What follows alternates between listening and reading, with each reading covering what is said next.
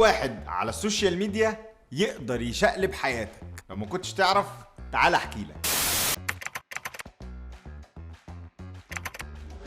لو عربيتك عطلت وانت رايح الشغل اعمل زي ناثان ابو داكا، يعني يمكن تبقى محظوظ زيه. ناثان كان رايح عادي شغله في مصنع البطاطس، وفجأة وفي نص السكة عربيته عطلت. بس من الواضح ان هو كان متعود على كده، وان عربيته من النوع اللي بيعطل اكتر ما بيمشي، عشان كده كان دايما عامل حسابه ومخلي معاه في العربية سكيت بورد عشان المواقف اللي زي دي. المهم الراجل نزل ركن العربية وخد السكيت بورد، وقرر برضه ان هو يروح مصنع البطاطس. بس المرة دي كانت مختلفة. ليه بقى؟ لأنه نزل من العربية وخد السكيت بورد ومعاه عصير اوشن سبراي اللي بيحب يشربه، وبمنتهى الروقان صور نفسه فيديو وهو رايح لشغله على السكيت بورد وبيشرب العصير وبيغني أغنية دريمز لفرقة فليت وود ماك. نشر الفيديو عادي خالص على التيك توك، بس أكيد ما كانش يتخيل اللي هيحصل بعد كده. الفيديو عمل أكتر من 40 مليون مشاهدة، ومش بس اتشاف، ده بدأت الناس كمان تقلده وبقى ترند. ولما شافت شركة اوشن سبراي التأثير الكبير اللي حصل للفيديو ده على السوشيال ميديا، حبت هي كمان تستغل الموضوع، فدورت على ناثان وادته عربية جديدة وملتها له كمان عصير من الاوشن سبراي. وقال الرئيس التنفيذي للشركة ان هم اتبسطوا قوي بحالة الفرحة اللي خلفها ناثان في الفيديو بتاعه، عشان كده قرروا ان هم يكافئوه بهديه تفرحه. وقال ناثان في حواره مع مجله التايمز انه مبسوط جدا انه ما بقاش يضطر يتعامل مع مشاكل عربيته دي كل يوم.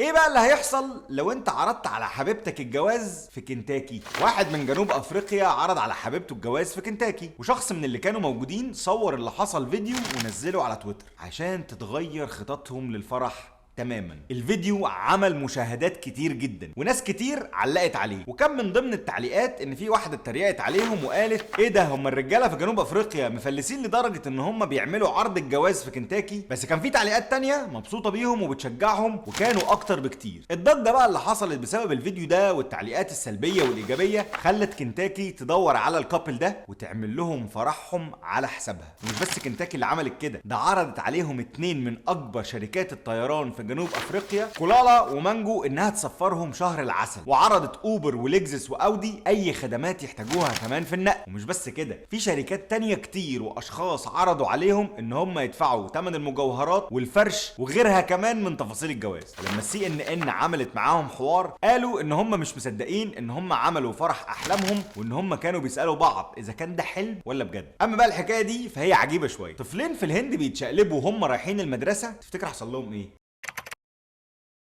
بص يا سيدي، كان في طفلين هنود بيتشقلبوا في الشارع وهم رايحين المدرسة عادي أطفال. المدرس بتاعهم صورهم ونشر الفيديو ده عنده على الفيسبوك، وبدأ الفيديو ينتشر. تفتكر بقى انتشر لحد فين؟ انتشر لحد ما شافته لاعبة الجمباز الأولمبية الشهيرة نادية كومانيسي، وعلقت عليه وكمان عملت له شير عندها على الفيسبوك وتويتر وتيك توك. وهنا بدأت حياة الطفلين دول تتغير تماما، لأن ساعتها قررت هيئة الرياضة في الهند إنها تدعمهم بتدريبات جمباز مجانية، وهتدفع كمان تكاليف التمارين وتكاليف الوجبات بتاعتهم. وعلق أهلهم على اللي حصل ده وقالوا إن هم فخورين بيهم جدا، بس ما كانوش هيقدروا يساعدوهم لان هم ما عندهمش امكانيات لده. ومش بعيد بعد كام سنه نشوف حد منهم بطل اولمبي ويبقى الفضل راجع للمدرس اللي نشر الفيديو ده. تفتكر ايه الفيديو اللي ممكن يغير حياتك زيهم؟